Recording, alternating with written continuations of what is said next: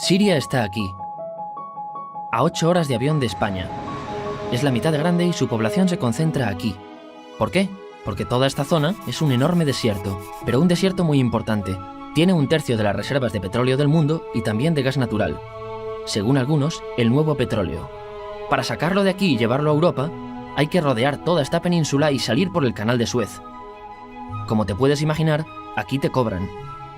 Pero hay otra manera más fácil, la línea recta. El que controle estas tuberías las puede abrir y cerrar, como un grifo. Si no pagas, no hay petróleo, ni gas. Esta región es increíble. La civilización en el planeta empieza en 3 sitios y este es uno de ellos. Mesopotamia, aquí. Sumer, que te sonará menos, pero es donde empieza todo, aquí también. ¿Recuerdas la Torre de Babel de la Biblia? La hicieron estos tíos. Egipto, aquí. Siempre ha sido un punto de contacto entre Oriente y Occidente, dando a Asia salida al Mediterráneo. Quizá por eso aquí nacen las principales religiones monoteístas, el judaísmo, el cristianismo y el islam. El islam es el último que llega y de hecho acoge a las 2 anteriores. Adán, Noé, Moisés, Jesucristo son considerados profetas islámicos. Bueno, al grano. Como la zona es brutal, todos han querido controlarla y siempre ha estado dentro de algún imperio. Los persas, los griegos, los romanos. El imperio romano termina partiéndose en 2 y finalmente solo sobrevive esto. Ahora es cuando la última religión monoteísta, el Islam, construye su propio imperio. ¿Te acuerdas de las cruzadas? Bueno, pues son los europeos cristianos intentando recuperar esta zona de la que estamos hablando. Los últimos en llegar son los turcos, que ojo, no vienen de Turquía, sino de muy lejos en Asia, junto con Gengis Khan. Lo conquistan todo y fundan el Imperio Otomano. El Imperio Otomano se queda ahí hasta la Primera Guerra Mundial. 600 años. Cuando acaba la Primera Guerra Mundial, aparecen pequeños países donde antes estaba el Imperio Otomano. Y por primera vez vemos a Siria en un mapa. Hasta ahora la habíamos dibujado para no perdernos. ¿Y quién se inventa estos países? Bueno, lo que te voy a contar es alto secreto. O lo era en 1916. Este súper secreto se llama Acuerdo de Sykes-Picot. Los franceses y los ingleses no podían derrotar solos al Imperio Otomano. Solo podían si les apoyaba la gente que vivía dentro. En su mayoría árabes. ¿Cómo se los ganaron? Pues les prometieron la Gran Arabia, un país solo para ellos. El único problema es que era un timo. Antes de seguir, recuerda una cosa. Los árabes son un pueblo, pero no una religión. O sea, un árabe puede ser musulmán, puede ser cristiano, y antes del Islam parece que hubo tribus árabes con tradiciones judías. Bueno, pues a los árabes no les dieron ese único país que les habían prometido. En su lugar, franceses y británicos crearon muchos países pequeños. Estos países, obviamente, no eran países de verdad, sino zonas bajo su control, con gobernantes puestos por ellos. Durante este tiempo hacen lo que quieren con la zona. Recuerda que hay petróleo. Siria, aunque no tiene grandes reservas, tiene fácil salida al mar. Y Francia, que es la que se ha quedado con Siria, se lo da a compañías extranjeras. Después de la Segunda Guerra Mundial, los europeos se van. En el caso de Siria, son echados a patadas. Pero antes de irse, crean otro estado, Israel. No es el momento de hablar de ello, pero es un estado muy polémico que sus vecinos no reconocen. La prueba es que nada más irse los británicos, todos estos estados lo atacan. La zona, a partir de ahora, va a ser una bomba de relojería. Y mientras, ¿qué pasa en Siria? Bueno, pues no es muy estable. Tiene golpes de estado constantes. En esa época, aparece en Siria una ideología que se hace con el control y se expande por el mundo árabe, el Ba'ath. Esta ideología mezcla el antiguo sueño de una sola nación árabe con ideas socialistas. Y algo muy importante, es laica, o sea que no es religiosa. Siria se llega a unir con Egipto, un país con el que no tiene frontera. Pero no es algo raro, muchos de estos países intentan hacerlo también. Como recordarás, a esta gente se le había prometido un solo país y las ganas las seguían teniendo. Pero la unión falla. En este tiempo, Egipto les convence para nacionalizar el petróleo. En Siria, Al-Assad, el padre del Assad de ahora, se convierte en jefe del estado Ba'ath. En Irak, también Ba'ath, comienza a ganar fuerza Saddam Hussein. Las diferencias entre ambos países dividen a los partidos Ba'ath de otros países en pro-Siria o pro-Irak. Ahora ocurre la Guerra Fría. El mundo se divide en 2, o eres de Estados Unidos o de la Unión Soviética. Son años muy movidos en los que se pegan constantemente con Israel, invaden su vecino Líbano y comienza una oposición islamista al régimen Ba'ath de Assad. Los hermanos musulmanes. Vale, volvamos atrás un momento. Recuerdas que la mayoría de árabes eran musulmanes, ¿verdad? Bueno, pues dentro de los musulmanes hay 2 ramas fundamentales.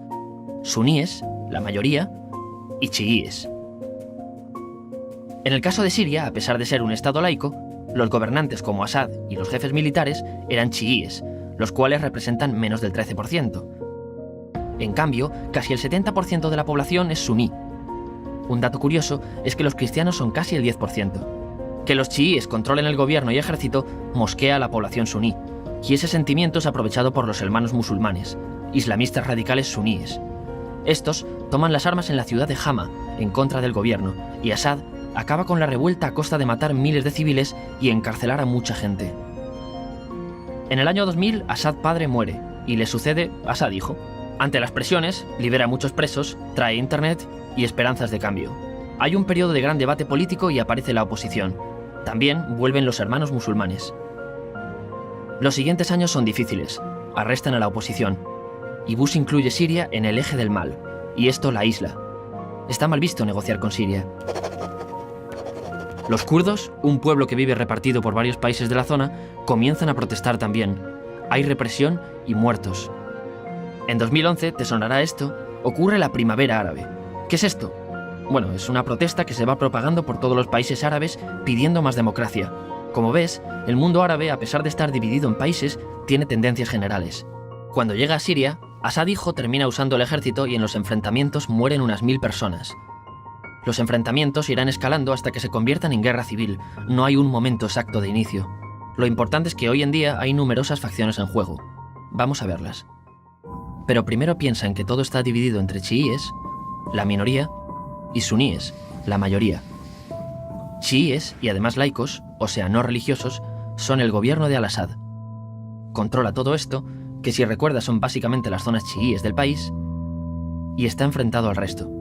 También mayoritariamente laico, pero suní, es el Ejército Libre de Siria, o FSA en inglés, junto con el Frente Islámico, que es religioso, y otros 70 y pico grupos más, forma una coalición que la prensa llama simplemente la oposición.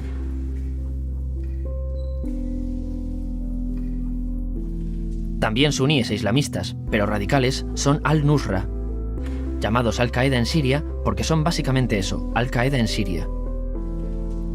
Otros islamistas radicales son el ISIS o Estado Islámico. Salen de Al-Qaeda en Irak, controlan la mayor parte de Siria e Irak y se han hecho famosos por sus atrocidades.